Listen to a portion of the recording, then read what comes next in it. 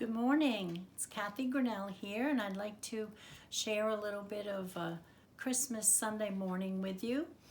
And I wanted to, instead of doing a regular lesson, I want to share with you something that's important to our family as part of Christmas. We have a lot of decorations and fancy things, but one of our most important things is the nativity that was made by my mom. And I want to read to you today a little story of the first Christmas, and you'll be able to view all the pieces of the nativity as we go through the story. The first Christmas. A long time ago in the town of Nazareth, there lived a young woman called Mary and a young man called Joseph. They were engaged to be married. One day the angel Gabriel was sent by God to visit Mary. "Don't be afraid, Mary," said Gabriel gently. "I have come to give you some wonderful news. God has blessed you, and soon you will have a little son." "But I am not married yet," whispered Mary in surprise. "How can I have a baby without first having a husband?"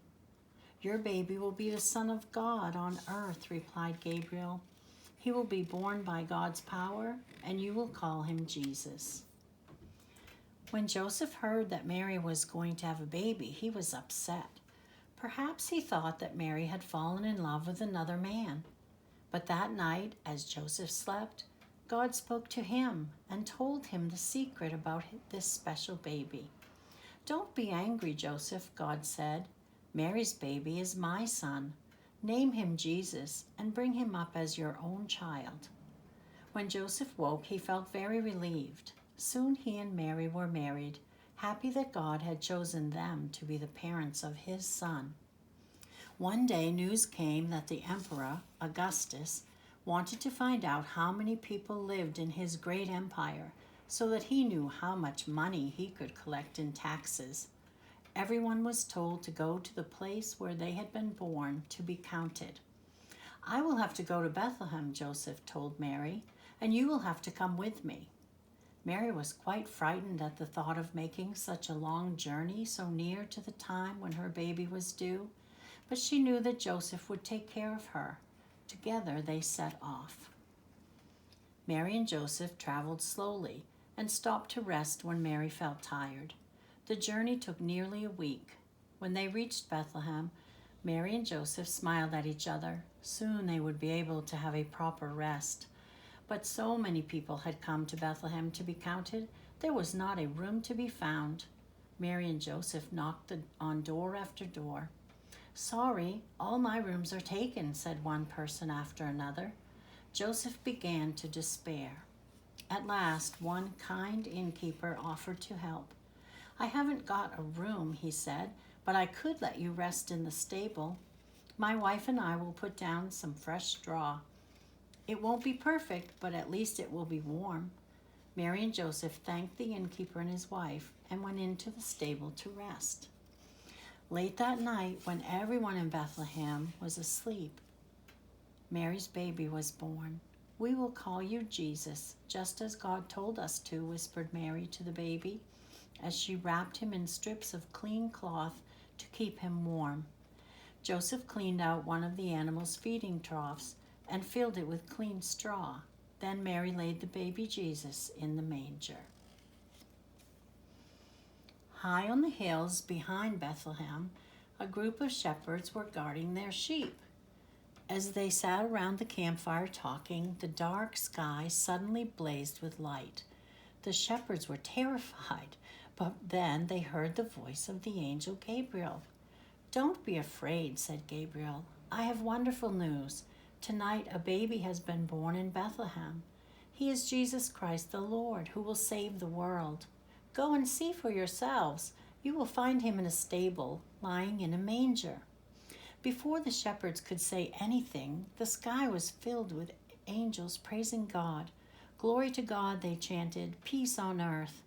Gradually the sky darkened and the night became still. The shepherds stared at each other. "Come on," said one. "Let's see if it's true." The shepherds raced down the hill into the town. They searched all the stables until they found Mary, Joseph, and the baby Jesus. "It is true," they said as they knelt around the manger and thanked God for his great gift. As the shepherds went back to their sheep, they sang with joy. Far, far away, long before the night on which Jesus was born, 3 wise men who studied the stars had realized that something amazing was going to happen. They had spotted a bright new star in the sky and felt sure it was a sign of the birth of a new king. They decided to follow the path of the star and find the royal baby. After a long and dangerous journey, the wise men reached Jerusalem and went to the palace of King Herod. When King Herod heard the news, he was angry and jealous.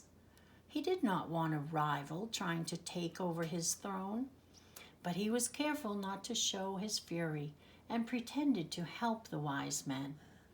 "Do the Jewish scriptures tell us where a new king will be born?" he asked the advisors. "In Bethlehem, your majesty," came the reply. "Go to Bethlehem," Herod told the wise men. "Then come back and tell me where this king is, for I must go and see him too." The wise men set off for Bethlehem. As they neared the town, they became very excited because the star was directly overhead. They knew they were getting close. When they found the baby Jesus, the wise men knelt down. They knew at once that this was the king for whom they had been searching.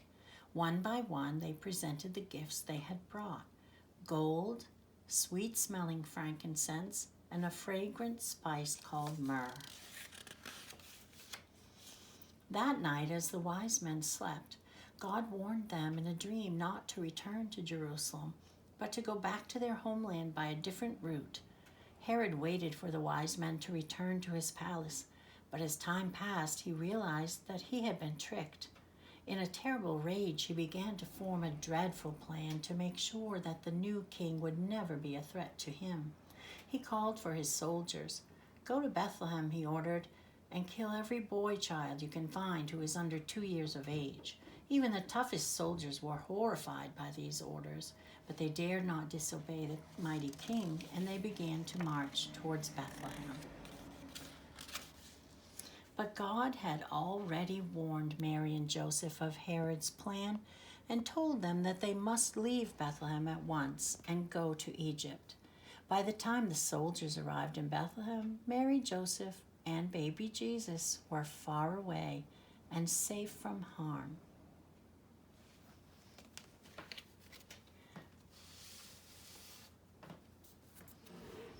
So that's the story of the first Christmas. And if you would like to read more about that or hear it in language that was written years ago and sounds a little bit different to our ears, you can find versions of that in Luke, and you can read that with your parents. One thing that we all know and feel about the birth of Jesus is that it was a miracle, and that it truly makes us feel God's love, and that God is love. And so my wish for you that I want to share at the end of this is just a little book of mine that's one of my favorites. That's called "Don't Waste the Miracle." Before we read this, I just wanted to tell you too that this December 21st, the Christmas star is going to be visible, and it's going to be the brightest that it's been in 800 years.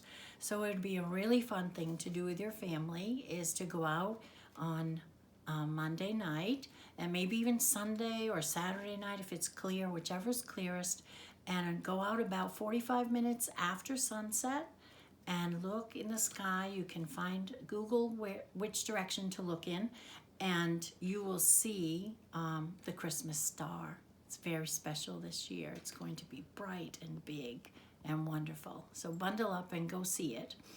And I just want to remind you, don't waste the miracle.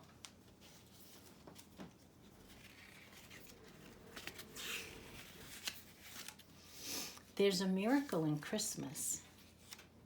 There's a stillness in the air, an excitement in shining eyes of children everywhere.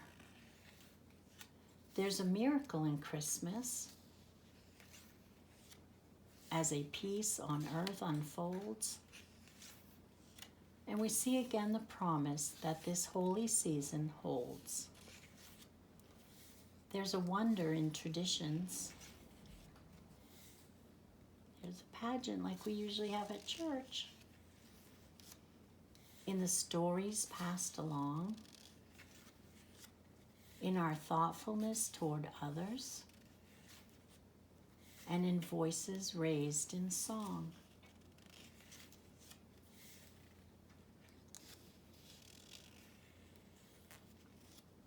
There's a reassuring comfort in the joy glad tidings bring, and an inner peace from honoring and praising Christ the King.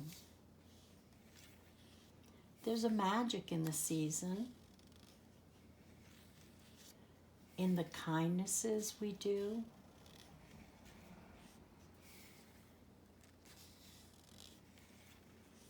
whether joys are shared by many